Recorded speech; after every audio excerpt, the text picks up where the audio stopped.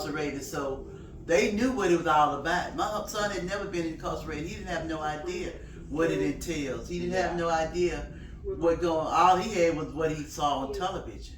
And it ain't right. And that don't tell you half the story of what it's like to be incarcerated. And then you got people that are incarcerated that are still losing their lives while they incarcerated because cellmate might be have an attitude, or somebody down the hall might have an attitude, and then you come back, y'all fall out, and then he takes your life. Well, he don't give a who nanny because he already on a life sentence anyway. He ain't going nowhere. So what's the problem to add another one to where you already are? So it don't make no sense. But it's just crazy to know that I went through 5 days that they had the trial, and he was just railroaded. His defense didn't do half the things that I thought they should have done. And then you turn around, you give him a felony charge, but then on top of that, you give him a life sentence. First time offender. Now I understand he might have had to do some time, but by no means should it have been life. By no means at all. Mm-mm. So that's I mean that they really took a lot out of me. After I really cried for 3 days, and stuff, and trying to come to terms to know that my son is going away, my only son is going away for life. And everybody else got 25, 35, 45, 50 years. And then you want to tell that he orchestrated the whole thing. You come to the house and got him. He didn't come get y'all. Y'all come and got him from home. You got home. So it just don't hold no weight with me. But like you say, Texas laws and the judges and the prosecutors and the defendants, all they doing, they court appointed, so all they know, they getting paid for X, Y, and Z a certain number of days, and once them days is over, they going on back to the next case or wherever they going. Because I didn't have, at the time, I didn't have that kind of money to pay for no real attorney. $25,000, that's a lot. That's a single parent, that's a lot of money. But then to sit on the sideline and watch you physically railroad my child into the incarcerated because he wouldn't do what you want him to do, and it's not his fault. It wasn't y'all, And now I'm still dealing with it. His daddy did 35 years. Man. 35 years. Now he's home, he lives in Lubbock, and he's a diabetic. A lot of things now look like his health is falling by the wayside. Because that's a lot of years to take out a person's life, and they're not getting proper medical attention and stuff like that. So what I have to do now, I'm trying to stay on top of it, and I'm sending with a little change I can here, there, commissary, trying to make sure that he knows that I love him, and I won't ever forget about him. That's my child. But still try to, ain't no such thing as trying to make it comfortable for her, because hell, who wants to be comfortable in the penitentiary? Who wants to be comfortable? Now, I don't ever want you to get that comfortable. I want you to get comfortable. Come home. You got your kids. You got 6 kids. You got your kids. They're growing up. Daughter want to get married, want a church wedding, but she refused to have a church wedding unless her daddy can walk her down the aisle. Then you got the forensic scientist. She indicted 2 years after for falsifying information. When does it kick in that, yeah, everybody that works for the company, the police department, the forensic science, not all of them are squeaky clean. They all got skeletons in their closet, just like you and I have skeletons in our closet. Ours might not come out, but they're the out. They're the out. And then you want to tell me, you want to give him life for a felony? You couldn't prove none of his bullets were found in the guy's body. But we know the other 2 guys' bullets were found in the body. But you couldn't, it was inconclusive. So how do you come up with a life sentence on something that's inconclusive? Yeah. I'm trying to understand. So they had no evidence to convict your son, but went ahead and convicted him. No more than he was there with the rest of them. No more than he was there with the rest of them. They did not. They found shotguns and 9mm in Mr. Rodriguez's body, which is the guy's name, Mr. Rodriguez. Body. They found that. So they knew his friend had a shotgun. They knew his other friend had a 9mm. My son, I can't even remember what it was. All I know was a big gun because the case for it was about that big. So you're telling me they gave him life sentence They gave him life sentence on a for felony, being a guilty by association. by guilty association for a felony. There was no bullets from his gun. No bullet. There was no DNA or evidence proving that he done anything. No, sir. Because he No. didn't. No bullets, no nothing. Somebody else committed this crime. He just happened to be around at the same time, probably with his friends or whatever. Uh-huh. And yet they still convicted him as if he committed a murder. As he committed a murder. Yeah, that's what they did. And during the trial, and as you watched it all unfold, how did it make you feel? Watching them defamate your son's character on that stand, talk bad about him, and make him look like he's some mass murderer criminal. As a mother, it hurts. It hurts because I didn't raise my child like that. I worked. It was just me and them. I worked, and sometimes during that period of time, I worked 2 jobs to provide for us. They were latchkey kids. When they come in from school, dinner was ready. Go in, lock the door, do your work, and that was it. He played football.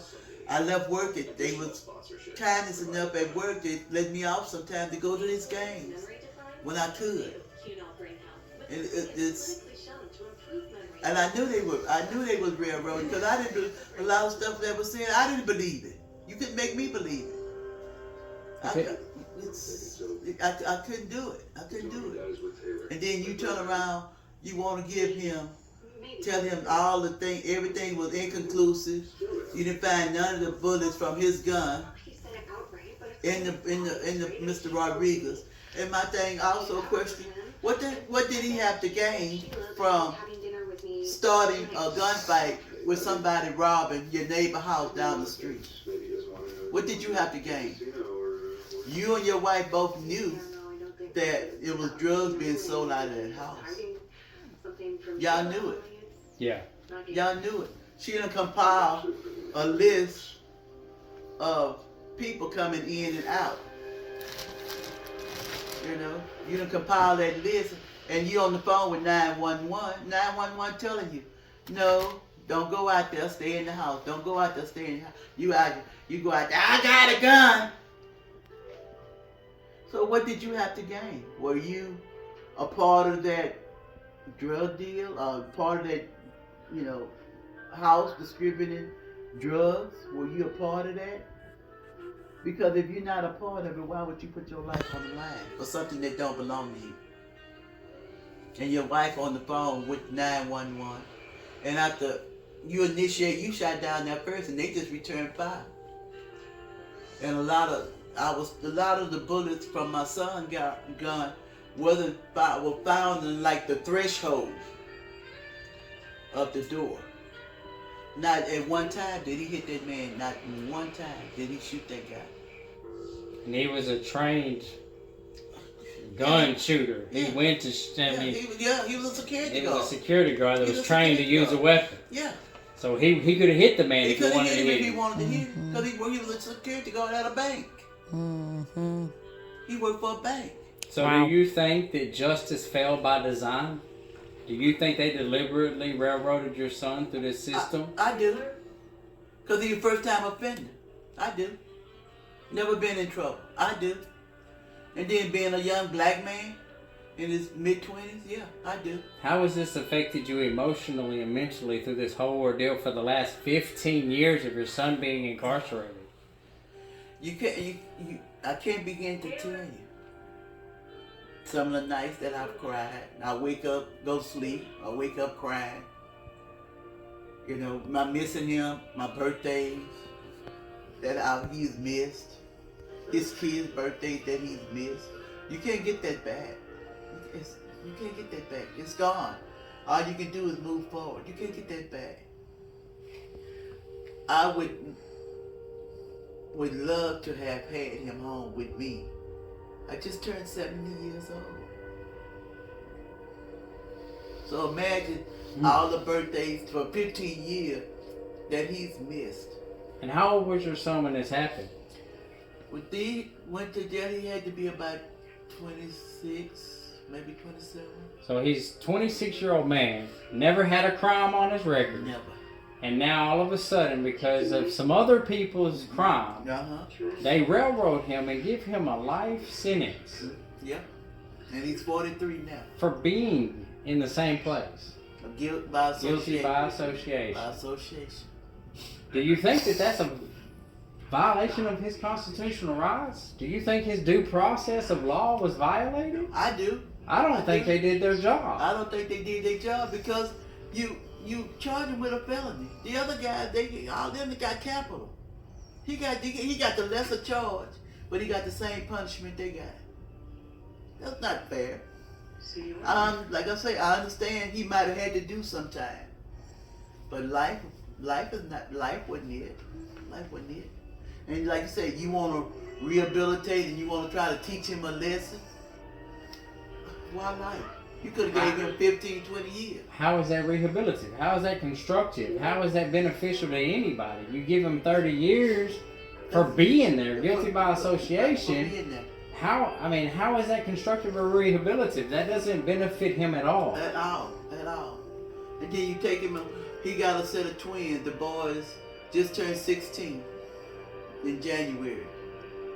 They were born. So they were a year old when he went down. They were just born. They were wow. babies. They were just born. And so they've been without their father for 15 years. I'm working on 16 now. 16. Yeah, they turned 16 in January. They've been without him for 16 years. And they've only seen him once. They're 16 now. They've only seen him one time. And they twin boys. And from the 15 years that he's been incarcerated, would you say that the TDCJ, Texas Department of Criminal Justice, has done anything to rehabilitate your son? Or assist your son in becoming a more beneficial factor? No. Nothing, right? That's because even when they first okayed it and approved him that he could maybe go to college, take some college courses. I didn't know, and I don't know if he know. I didn't know that once he did it, and he'd come home, he would have to repay it. I didn't know that. But when he asked and he was approved, he got ready to go and signed up, and then they turned him down, told him no. And I'm going like, well, why they approve you? Well, they saying that since he have a life sentence, more or less they don't want to invest their time in him to send him to school because they don't have an idea when if he gonna get out or if he gonna ever get out. So they didn't want to waste their time to invest in him for him going to school. They didn't want to do that. So when he got ready and applied to go to school, they turned him down. After he had previously been approved, they turned him down. So they're refusing to help him. Oh yeah. When he's trying to get better college, something for him better. I want to put to on benefit my himself. Here, you put your shirt on. Let me stop it for just. So now I see you put on the shirt. That's right. Because you stand up for what I.C.A.N and I.C.A.N represent. Show off that shirt. Turn around and let them see what the back says. I stand for it. They will stop hunting humans if they have nowhere to store the meat. That's right. Boycott prisons. Why should we boycott prisons? Because the meat is the humans. The money they make is through the catalyst of human beings. Mm-hmm. They're profiting off your son's 15 years. That's right. Yes. They said that the government or state of Texas is putting $86.50 per inmate per day at a $12,715,000 plus a day. A day. That they're profiting from the state tax dollars, from yours and my tax dollars, our hard labor. We're paying to keep your son in prison. And on top of paying to keep your son in prison, you're having to pay to make it as comfortable as you can make it. So the question I have for you is, financially, how has this affected you? Because now you're going through court costs, filing fees, and all these different things to try to prove your son's innocent. Right. He didn't murder nobody. He was with his friends who did some stupid stuff. Right. And now he's suffering the consequences as if he pulled the trigger. Guilty by association. This is justice failing by design. That's right. This is corrupt I all agree. the way through. A miscarriage of justice. The judge should have stopped this. He might have got aggravated assault with a deadly weapon, 2 to 20. He might have got, misuse of a firearm, 2 to 20. Something that made him guilty for Right. whatever happened. That's right. But he did not shoot the gun that killed the man. He did not shoot the man. He was a trained marksman as a security guard. That's right. So he could have took the dude out. He was trained to do this. Like you said, he was a security guard for a bank. He's practicing shooting at the gun range regularly. That's right. He's been a beneficial, productive member to society his whole life. You said he's never caught a crime. Never been charged with a crime. Never. And he how you gonna be charged with a crime and you working security for a bank? That's not gonna happen. They're not gonna let you be a security guard for a bank. So he was trained. He knew. He could, if he wanted to, with the gun he had. If it was up to him, he could have took the guy out in one shot.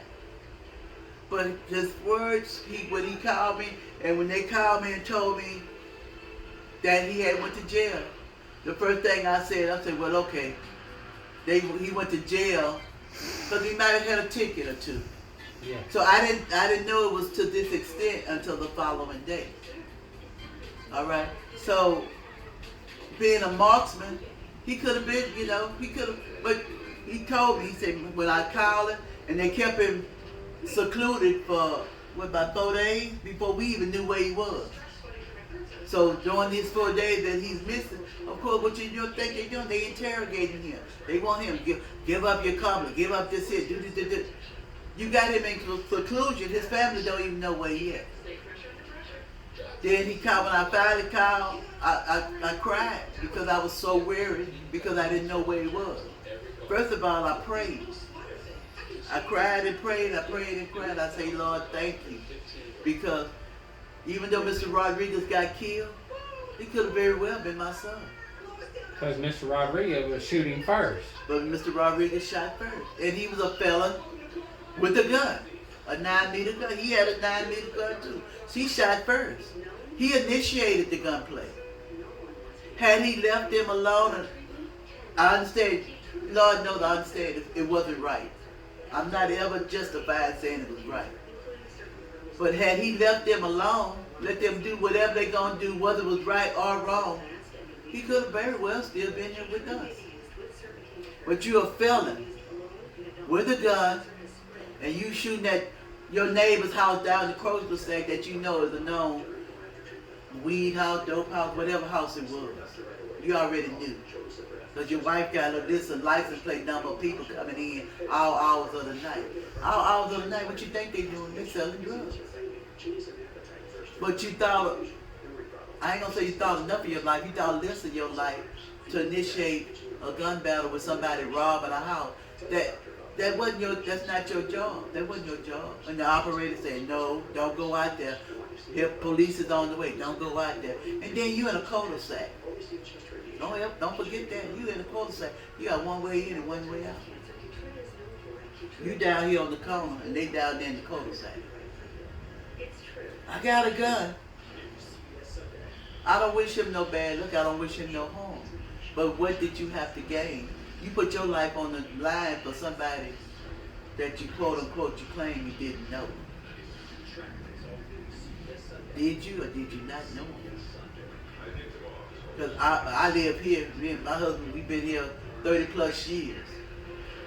I'm going to do something going on funny, I'm going to call 911.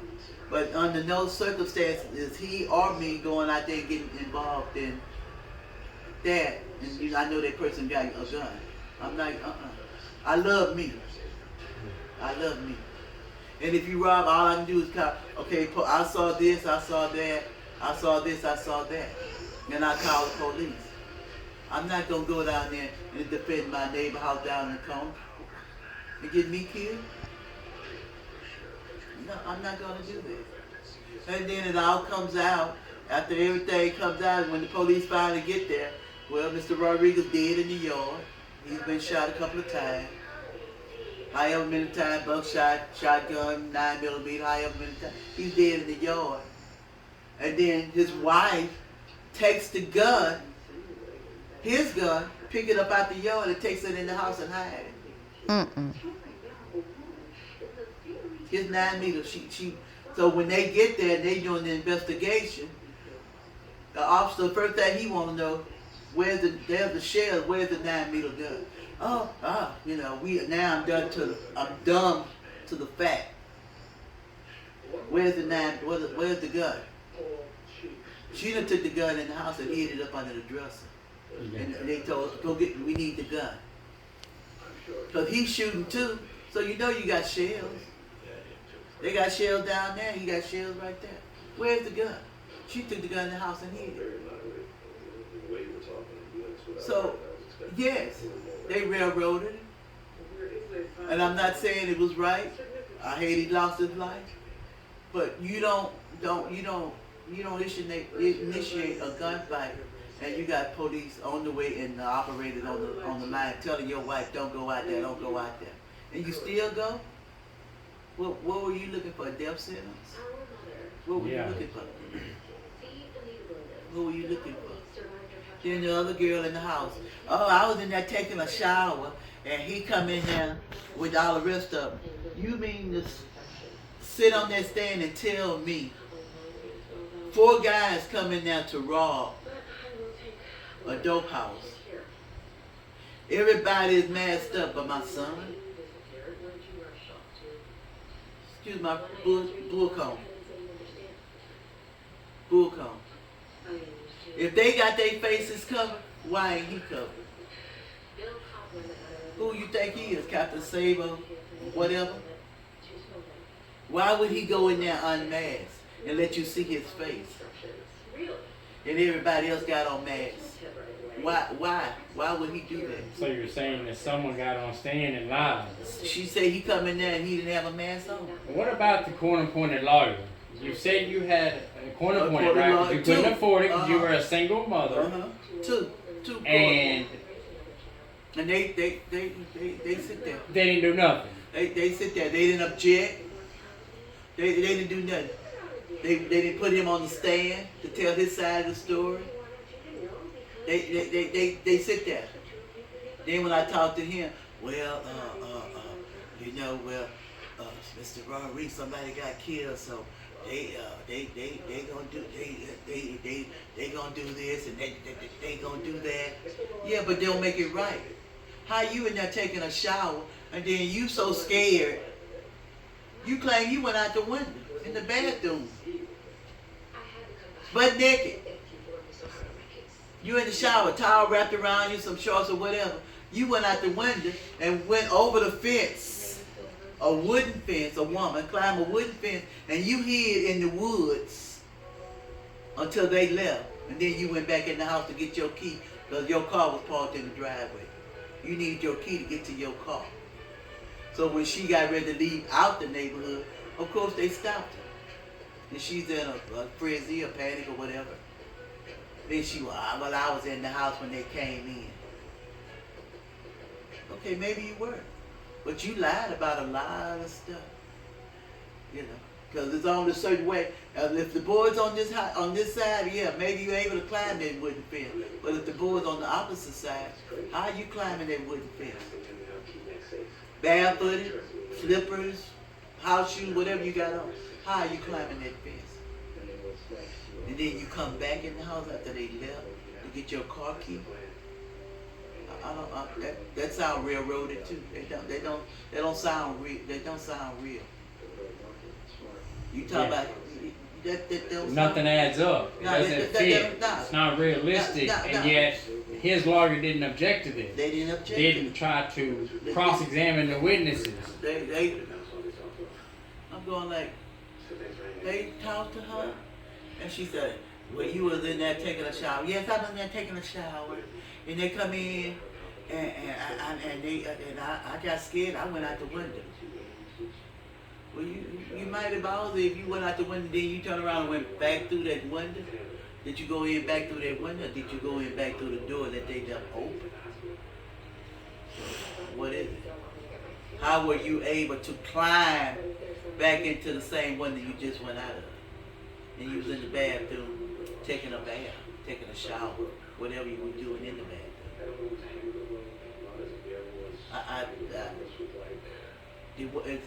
It's not right. And then they want to justify, well, he orchestrated the whole thing. He didn't live over at Acres home. So you're saying that they accuse your son of conspiring the whole ordeal? The whole ordeal. The whole ordeal. Hold on a second. She passed away. But he used to come over to the house and they play dominoes. He was eating at the house. You know, they live right next door. So he would come over to the house, and then when everything hit the fan, the first thing you say to get you a deal, you say he orchestrated it. He didn't orchestrate it because at the time when it happened, we lived there. They didn't live next door anymore. They had moved over to Acres home. They didn't even live next door anymore. So you come from Acres home way over to Northeast Houston, Mason Tidwell, to pick up my son. You, him, and the other guys, y'all going to rob this house. So so let me get this right. You're telling me that the DA and the state gave your son's best friend, the co-defendant, a plea deal to lie and say that your son conspired and orchestrated this whole ordeal. The whole thing, yes, sir. This would be considered coercion by law. It's illegal. Right. You're giving me an incentive. You're giving me a conflict of interest. I get off. I get a better sentence. I get lesser sentence if I say what you want me to say. Right. You're coercing my plea. Yep. You're coercing my statements. Exactly. This is illegal and a miscarriage of justice by the state representative, the DA. Right. How does that make you feel? Knowing him the way I did, I ain't gonna say a snake in the grass felt like a dog been kicked in the rear. Because you supposed to be his friend. Why would you lie on him? Because you had been in, first of all, you already had been in and out of jail for one thing or another. You know? So, anything to keep you from going up the river for your life, you gonna lie on your so-called best friend that you was supposed to be his best friend. Why would you say he coerced the whole thing?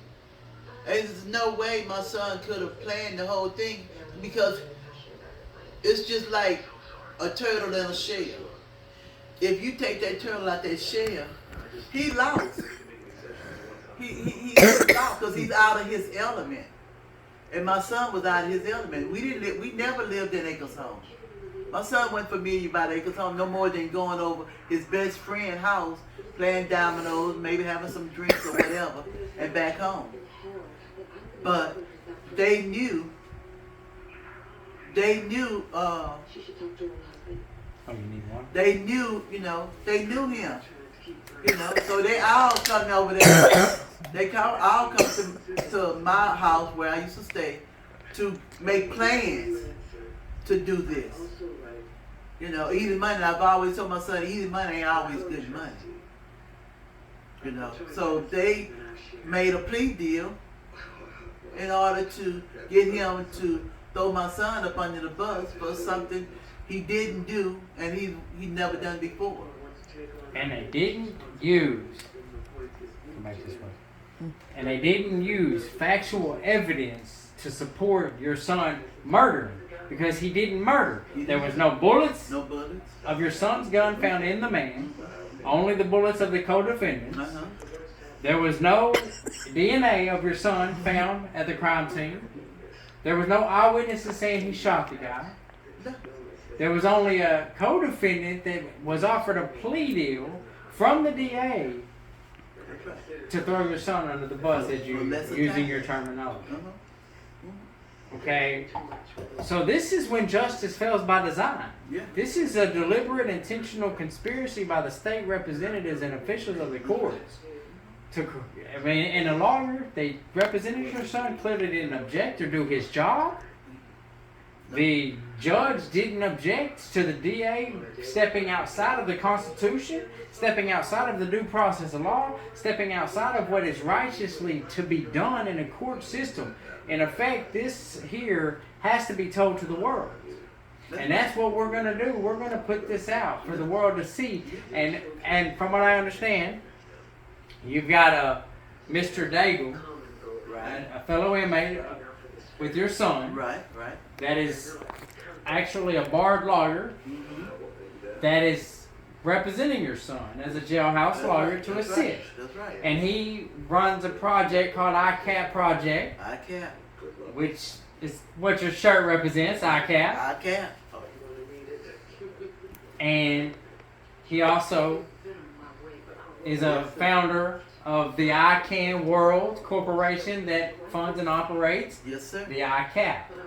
And we, as founders, have stepped in to assist you where justice has failed by design. That's right. We have stepped in to do what the court systems should have done in the first place. What the court-appointed lawyer who has no incentive to represent your son to the best of his ability, because he's only getting paid X amount of dollars regardless if your son wins or loses.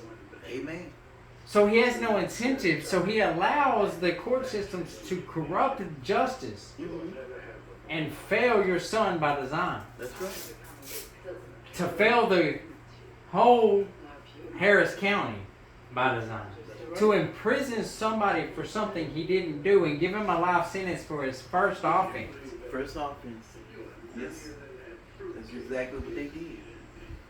Exactly. And now an inmate is stepping up and doing what the court should have done. An inmate that was, as you probably know, and I know, falsely imprisoned by the same corrupt system that allowed this man to go down with no evidence. Yes. But he utilized his time to establish I.C.A.N project and I.C.A.N World, and now we are making a change for you and all those that are suffering the miscarriage of justice by our system. When innocent people are locked up for something they didn't do. Maybe your son was guilty for something, but he wasn't guilty for murder. No, he was not. He was a well-rounded member of society with no criminal record. With no criminal record. And yet these people railroaded him and sent him down for a life sentence. For a life sentence. He's been gone 15 years, suffering all kinds of torture in this thing they call the penal system, the Texas Department of Criminal Justice, that don't rehabilitate him, that don't assist him in anything while he suffers post-traumatic stress disorder from the imprisonment and all the crazy stuff that goes on in there, that's flooded with drugs, it's flooded with criminal activities, the bosses and the wardens, many of them, not all of them, there are a select few that are good, that allow these drugs to flow through to maximize their profit. Right. But yet they're not in prison. Many get walked off for committing crimes, but never get in trouble. And the first thing they told me, when all was said and done, my son told me, come see, and I asked him. I went to see him and we talked and I was going like, he said, Mom, he said, I hate to say it like this, he said, but the best way I can put it where you would know and understand, he said, I put that on your life. He said, I guarantee you, and I put it on your life from the bottom of my heart. I didn't kill that man. I didn't kill him. And I asked him, I looked at him, I said, how can you say that? He said, yeah. He shot down there and we returned fire. I agree. I agree with that. He said, but everywhere that I shot was over that man's head. He said, I didn't want to kill nobody. I didn't want to kill. Even though he initiated, I didn't want to kill nobody. So you telling me They're gonna charge you with felony murder. Only give you a life sentence by association. Then give you a number so you can come up for parole at any time. So when are you coming up for parole? It's been 15 years. Good behavior. When are you coming up for parole? What, you gotta do 20, 25 years before they even think or consider? Well, you're already 43, another 20 years, you be in your 60s. What kind of life is that for him? And how's that rehabilitated? And how they rehabilitate? Which they claim that's what it's about.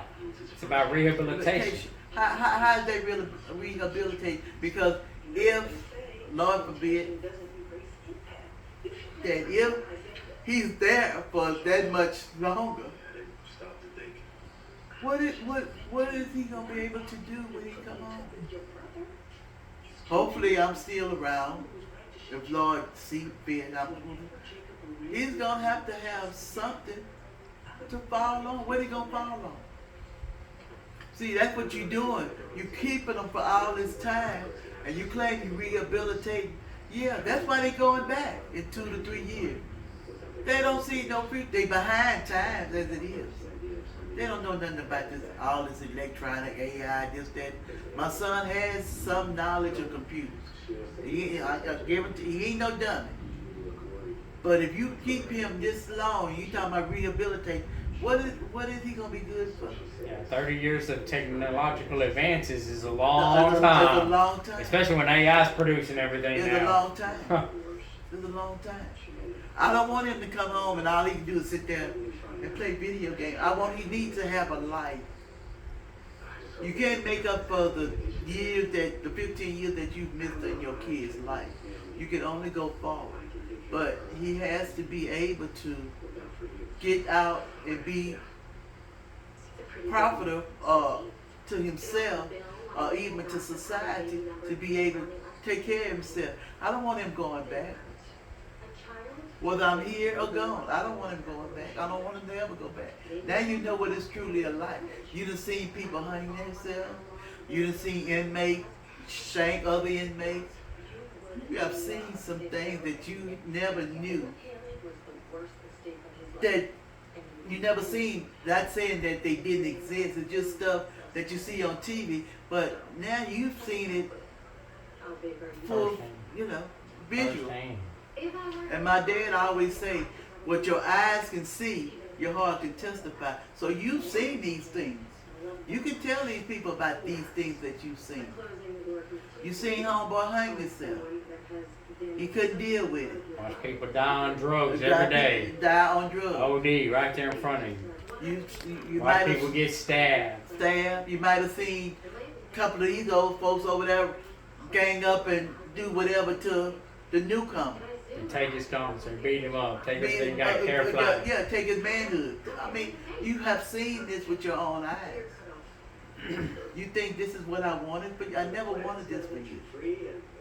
And I'm tell you, my kids can tell you, I'm an old school grandmother. I was an old school mother. I didn't mind whipping that behind, and I would tell them, I'm gonna whip you because I love you. When you get out there in the streets and them cops whip you, they gonna whip you because they feel like to a certain extent they can get away with it. But I'm gonna teach you because I love you. But the world will show you the ugly side of it. There is an ugly side of it. Everything is not peaches and cream out there in that street. Look at it now. And you got all these young 15, 16, 17-year-old guys committing murder. It's terrible. It's terrible. But for me, I want my son home. I want him home. I don't just think I deserve another 10 years to have him locked up. And I'm trying to go and visit and trying to financially support him. Being emotionally distraught. Your kids. Being mentally burdened by stress, worries, fears, anxiety. You don't know what's going on with him. How is he handling it? Is he going to die tomorrow? What's happening in there? What's happening? They don't do their jobs in there. I know he tells you they're short-staffed. There ain't enough officers. Their life's in danger every day because you don't know what's going to happen. You don't know. then this person come over here and take this from you, and he put it up, and then they go back to look for it. He didn't document it, he didn't put it in the system. Now they can't find it, so now they want to send you extra money, want me to send extra money to cover something that they got rid of. Or they confiscated because they thought it was contraband. But you won't get it back. They won't give it, you will never get it back. So somebody else wearing that pair of shoes you bought, somebody else wearing that watch you bought, your glasses, they weren't prescribed, so somebody else wearing them. So there are things they have taken from you. And my son has bronchitis, and he's dealing with open wounds on his leg that they've been treating for 3 years. On both legs, it's either one or the other, or sometimes it's both at the same time. That he goes to wound care 3 times a week for them to treat, clean, and rewrap. That they've been treating for 3 years and still hadn't gotten rid of it. They can't even tell you what it is. They have a serious problem with what I call. I filed a lawsuit against the what's called UTMB. It's the Texas Department of Criminal Justice Health Providers for malpractice, deliberate indifference, and gross negligence. That's right. When I filed this, I made a mention. They like to milk the cow, the correctional offender within. Okay. They will literally just keep doing things instead of curing the problem. You can fix the problem. Right. Yeah. But you want to keep taking these inmates back and forth to medical, back and forth to John Seeley, back and forth to this and that, to make as much money as you can. And then they'll claim, oh, we're just on salary, we get a X amount of dollars, we have a budget that we have to budget under. Yeah, but when you exceed that budget, they have to increase it or they no longer have your service. Mm-hmm. That's how that works. So you increase your budget by keep maximizing return by milking the correctional offender within, the cow. It makes sense. It's business, okay? But it's not right that your son has to suffer. It's bad enough he's already locked up for some crime he didn't commit in a little bitty cell sharing a bathroom with another man. Right. Then on top of that, he's got to deal with the medical conditions. He can't get his inhalers on time. He can't get his, why are we, the people, the tax dollars, footing these bills for medical and everything else for them not to get provided for what they're entitled to? And then they got to pay $13.55 for every visit they go down there to see them. That's right. Okay? This has to change. Everything you're talking about has to change. There's a corrupt system from the judges and judicial officials all the way down to the UTMB providing medical care, to the TDCJ Justice Department and how they're not rehabilitating people, they're not doing anything. And that's where we at I.C.A.N and I.C.A.P step in. We are I.C.A.N because we can make a difference. You are a part of I.C.A.N. You became a Founders Family Associate member, correct? That's right. Why did you do that? Why did you just put on that cap? Because you stand for justice, I right? want justice. You want what's right, what should be done biblically. That's right. I want it right. The balanced scales of justice. That's what God says. He don't like unbalanced scales. You shouldn't be throwing people away for crimes they didn't commit. For crime they didn't. You shouldn't put people in this place as meats to catalyze money into your pocket. That's right. You shouldn't be a judge if you're not going to judge righteously. That's right. God says that He will hold those that judge at a higher standard, and they better judge righteously. Because if they corrupt justice for the poor or for the rich, they will be held accountable. We at I.C.A.P and I.C.A.N stand on biblical principles and morals and standards first and foremost. That's right. Okay? That's You are now part of this movement. This movement's going nationwide and then global. We're going to reach as many people as we can that's suffering the same things. Your family's been financially burdened. Your family's had mental and emotional distress and distraught from this false imprisonment. 20 years max, maybe. Maybe. But this man has missed his entire son's life, his twins. That's right. This man has now suffered technological advance, and he's coming back to a world like going back to the future. That's He's right. in the future now. That's right. He's going from Stone Age, where they don't have nothing but these little tablets, to a whole new world. That's right. He's going to have to depend on you to get reintegrated back in society. But if he does 20 years, you said you're 70. You'll be 90 years old if you live that If long. I live that long. But I'm going to guarantee you this. We at I.C.A.N are there for your son. Whether you're alive or whether you're gone and with the Lord. We're here for you. Okay? We got your son. He'll have a job if he needs it. He'll have a place, because we at I.C.A.N are the part of I.C.A.P in the world. I.C.A.P is what we got in Prison Citizen Accountability Project within the walls. That gets your people that are locked up ready for the I.C.A.N. When they step out, they're going to have a position. With Mr. Daigle doing your legal work, when he gets your son free, because I'm telling you, he's going to find a whole bunch of due process, just from what you're telling me. I can see now. Now I can understand the violations of due process and constitutional rights, the fact that it probably took them 2 or 3 years to get him to court. In the end, that's a violation of your speedy trial. You know what I'm saying? So, and you can't charge somebody with a murder charge without a weapon and all kinds of other things. But anyway, here and now, thing is we're here for you. We're here for him, and we're going to fill in the gap where no one else will. Okay? You're family now. In the Lord, you've always been family. But you're family to I.C.A.N and I.C.A.P as well now. And we're all going to do what we can. And we're networking out right now to get all the people we can, from lawyers, judges, DAs, that are righteous, that stand for God. Not for the justice system, for God. What is right, what is wrong, biblically. What does God expect us to do? I don't care what they say. I don't care what they say. You don't need to corrupt justice. You shouldn't be going to these people and giving them plea deals to make up a story. Here, let's just convict us here because they wanted him to go down. That's right.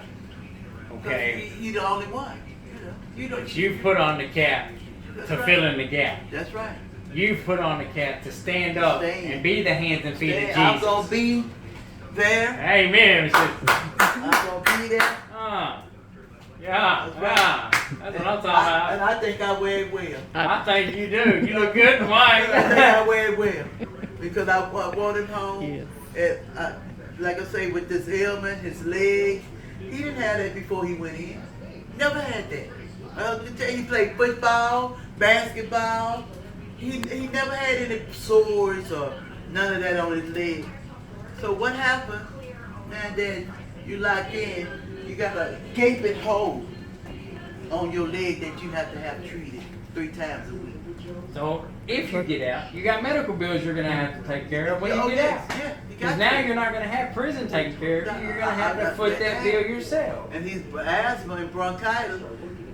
And by him having that as well, he's not allowed to sleep in a top bunk. He has to have a bottom bunk.